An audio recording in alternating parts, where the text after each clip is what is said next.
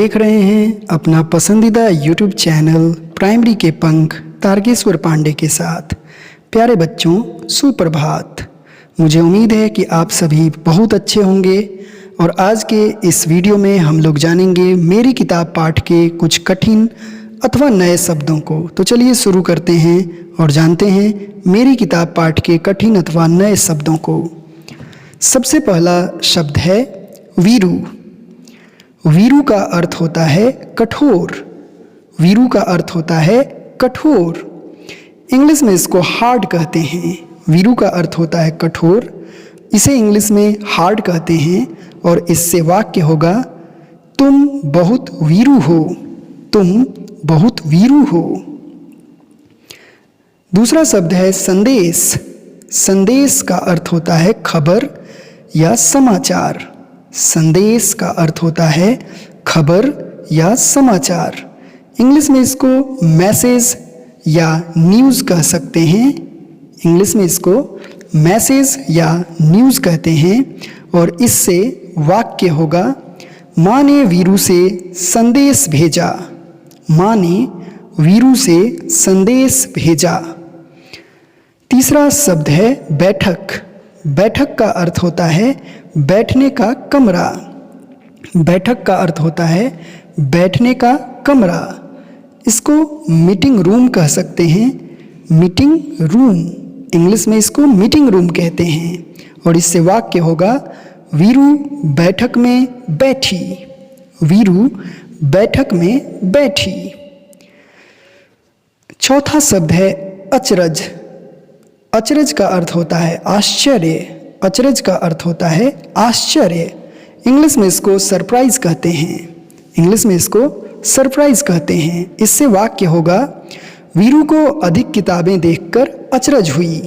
वीरू को अधिक किताबें देखकर अचरज हुई। पांचवा शब्द है ठिठक। ठिठक का अर्थ होता है संकोच। ठिठक का अर्थ होता है संकोच। इंग्लिश में इसे स्टिंक कहते हैं। इंग्लिश में इसे स्टिंक कहते हैं और इससे वाक्य होगा वीरू बैठक में बहुत सारी किताबें देखकर ठिठक गई। वीरू बैठक में बहुत सारी किताबें देखकर ठिठक गई। छठा शब्द है खाना।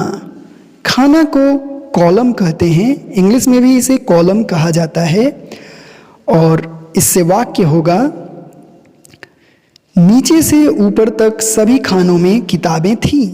नीचे से ऊपर तक सभी खानों में किताबें थीं।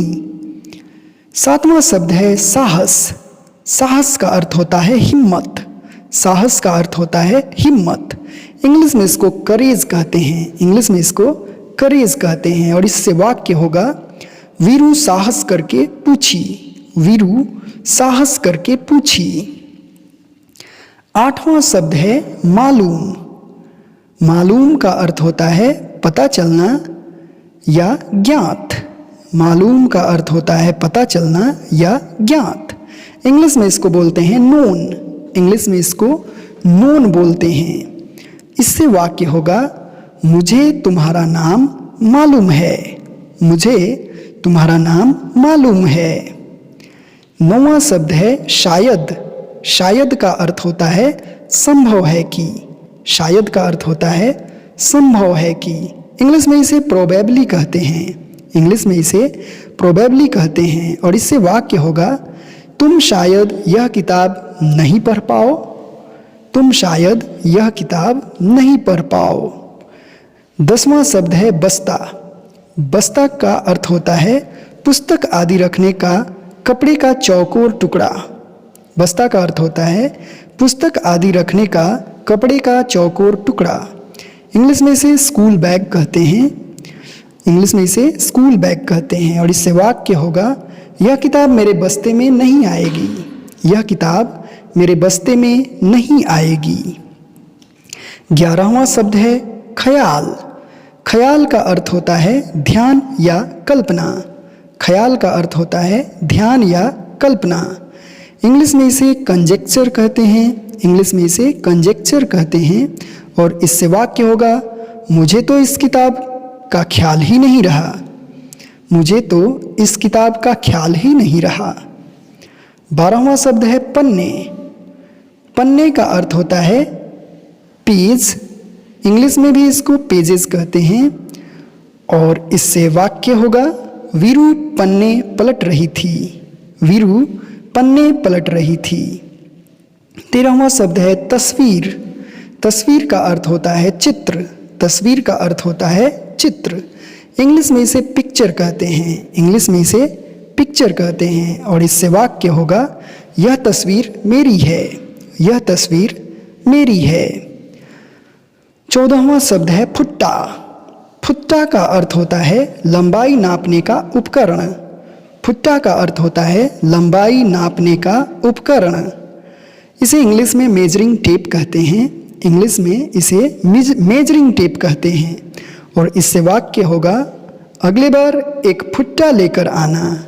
अगले बार एक फुट्टा लेकर आना। 15वां शब्द है सुझाव। सुझाव का अर्थ होता है सुझाने की क्रिया। सुझाने की क्रिया या सलाह भी कह सकते हैं। सुझाव का अर्थ सुझाने की क्रिया या सलाह होता है। इंग्लिश में इसे एडवाइस या सजेशन कह सकते हैं। इंग्लिश में इसे एडवाइस या सजेशन कह सकते हैं। और इससे वाक्य होगा मौसी ने वीरू को एक सुझाव दिया। मौसी ने वीरू को एक सुझाव दिया। तो इस तरह से कुल मिलाकर हमने 15 कठिन अथवा नए शब्दों को इस वीडियो के माध्यम से हिंदी, इंग्लिश तथा वाक्य के माध्यम से समझा। मिलेंगे अगले वीडियो में फिर एक नए विषय के साथ। तब तक के लिए आपका दिन शुभ हो। धन्यवाद।